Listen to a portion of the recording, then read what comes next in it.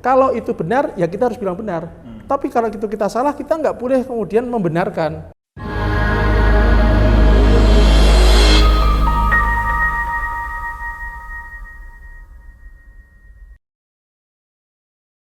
Jadi saya ingin sampaikan, setelah era otonomi daerah, itu hal-hal yang membutuhkan komando langsung dari presiden ke bawah tidak bisa efektif.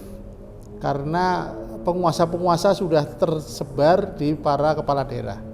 Sehingga ketika ada program-program yang membutuhkan mobilisasi nasional, sekarang ini harus kita akui yang bisa diandalkan hanya TNI dan Polri. Nah, kebetulan sekarang ini kita sedang mengalami, bukan hanya kita tapi seluruh dunia mengalami pandemi, di mana harus ada glorifikasi, harus ada mobilisasi, harus ada dalam tanda petik pemaksaan-pemaksaan agar pandemi ini tidak berkembang. Salah satunya adalah dengan vaksinasi, dan itu yang bisa melakukan adalah dengan komando langsung.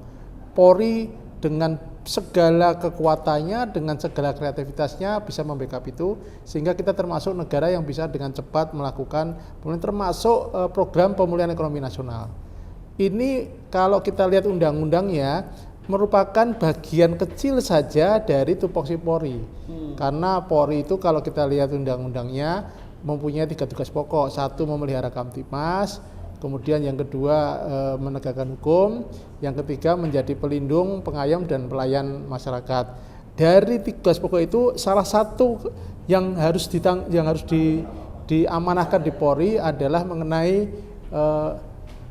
yang diamanahkan Polri adalah bagaimana Polri itu punya peran di dalam pertama keterlibatan sosial, kedua mensejahterakan rakyat, dan itulah fungsi yang nggak orang lihat. Dan pada ulang tahun kali ini baru pertama kali kita bisa mengadakan upacara langsung secara terbuka, secara menghadirkan orang dan menunjukkan itulah salah satu yang kita kontribusikan kepada Polri. Jadi saya ingin cerita awal dulu. Kompolnas itu sudah dapat informasi hari Minggu. Hari Minggu sudah tahu. Dapat informasi ada pengiriman jenazah. Nah, kejadiannya hari Jumat. Tapi kami tidak tahu jalan ceritanya. Nah, mulai diskusi internal kita. Kemudian Minggu malam. Nah, sumber informasi ini dari mana? Informasi resmi atau informasi tidak resmi? Tidak resmi. Oh, tidak resmi. Ceritanya, ini kan polisi kan temannya banyak kan. Cerita-cerita lah. Ini ada kejadian begini-begini. Nah, lalu kami mencoba konfirmasi ke sumber resmi, belum bisa. Kemudian hari Minggu malam itu keluar di medsos di .com, kemudian dikutip di banyak media. Mulailah ramai Minggu malam itu. Hari Senin pagi kami ada kebiasaan tiap Senin itu kami ada rapat komisioner. Nah, mulailah kita diskusi dan sebagainya. Kemudian sesuai dengan amanah undang-undang, Kompolnas ini kan pengawas Polri, pengawas internal. Kemudian undang-undang juga memerintahkan Kompolnas itu harus bisa mewujudkan Polri yang profesional dan mandiri. Ini amanah undang-undang yang beban berat. Akhirnya kami putuskan kita harus mencari informasi yang resmi. Kemudian kita kirimlah Pak Beni Mamoto dan Bu Giniarti menemui Polres Jakarta Selatan. Mengapa yang dikirim Pak Beni? Karena Pak Beni punya background serse.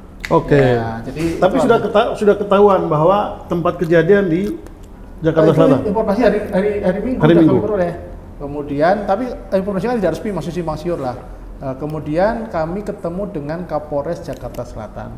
Mengapa? Karena informasinya yang kami peroleh yang melakukan pemeriksaan di TKP adalah Polres Jakarta Selatan. Itu awal mulanya. Lalu kami simpulkan ini berita sudah liar, sudah kemana-mana, sudah banyak spekulasi. Kompolnas tidak bisa main-main, harus cari data yang valid. Kita harus bekerja dari data, dari fakta. Itu awalnya.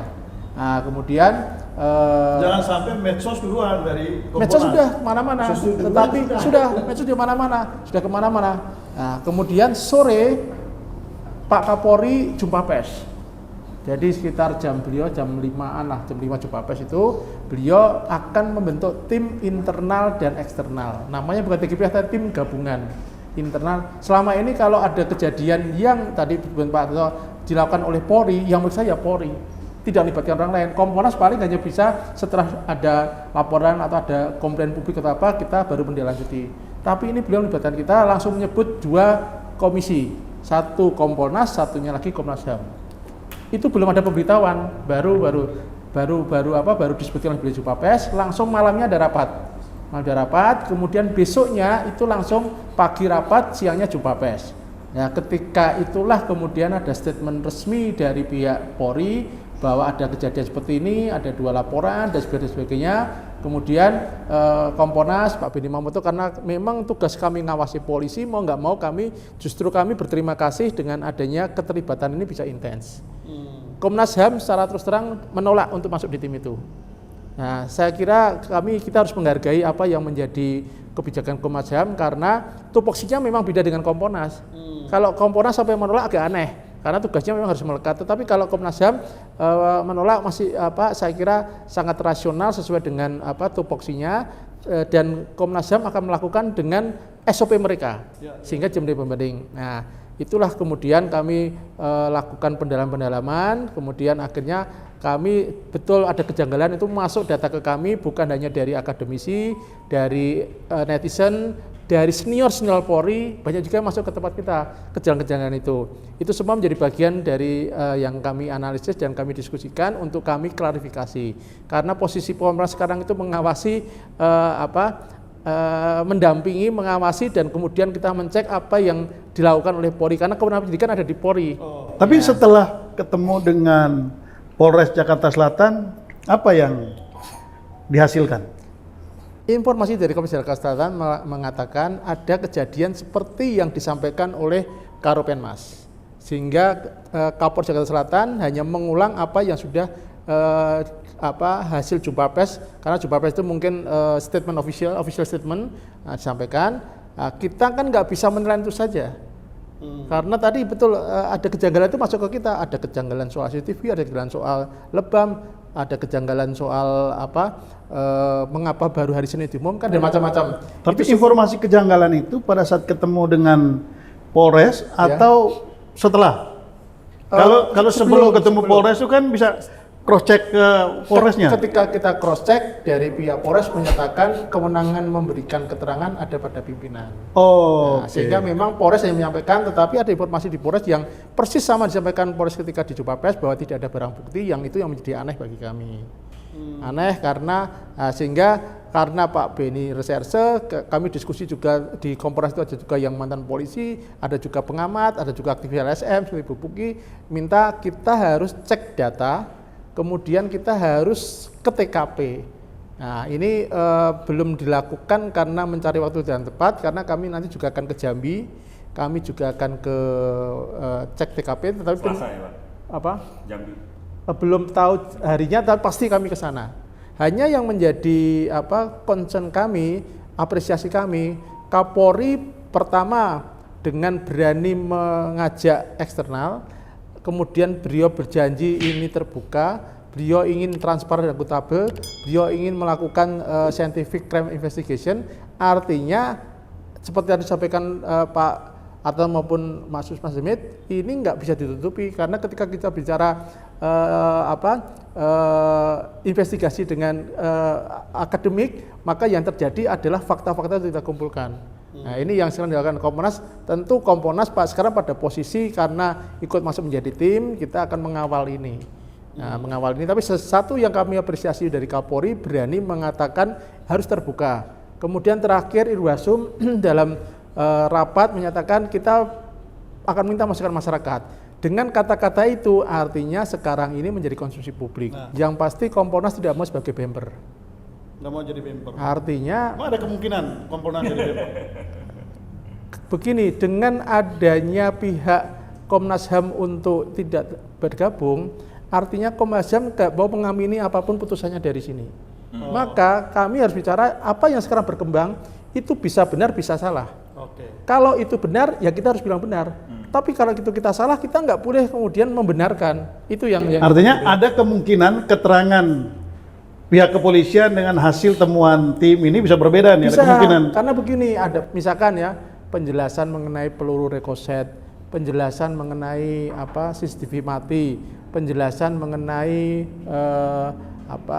Kadifropam tidak berada di tempat, tes PCR itu kan masuk ke kami hal janggal, tapi ini kan analisa banyak orang. Misalkan saja ini contoh, yang namanya pejabat itu nggak ada kalau PCR datang ke klinik, petugasnya operator yang datang. Itu misalkan seperti itulah. Tetapi bisa saja karena kejadian tertentu dia buru-buru ke klinik. Ini kan kita nggak tahu. Tapi ini harus kita konfirmasi kan. Kemudian misalkan lebamnya karena apa? Kita kan bukan ahli forensik kesehatan, bukan ahli forensik kepolisian, maka harus mendatangkan ahli. Ini lebam karena disiksa atau karena jatuh, karena apa? Nanti forensik. Komponas tugasnya mengawal itu. Pertama, jadi scientific crime investigation itu harus bukan hanya lab service. Artinya nanti kalau ada fakta yang sebenarnya harus berani diungkapkan, kalau salah harus berani ngaku salah. Karena kejanggalan ini sudah menjadi drama yang sangat di mana-mana bikin cerita. Jadi pelurusan itu kalau memang ada upaya-upaya skenario, misalkan ada, harus bisa dibuka. Artinya polisi harus berani bicara bahwa memang ada yang salah dilakukan. Kalau memang salah, ya sehingga kami kan Komnas sekarang kan mengawal itu artinya bukan hanya sekedar kami ngamati, tapi tahap-tahap kita ikuti. Kemudian kalau yang nggak benar harus kita dan masyarakat harus diberi literasi publik itu menjadi penting.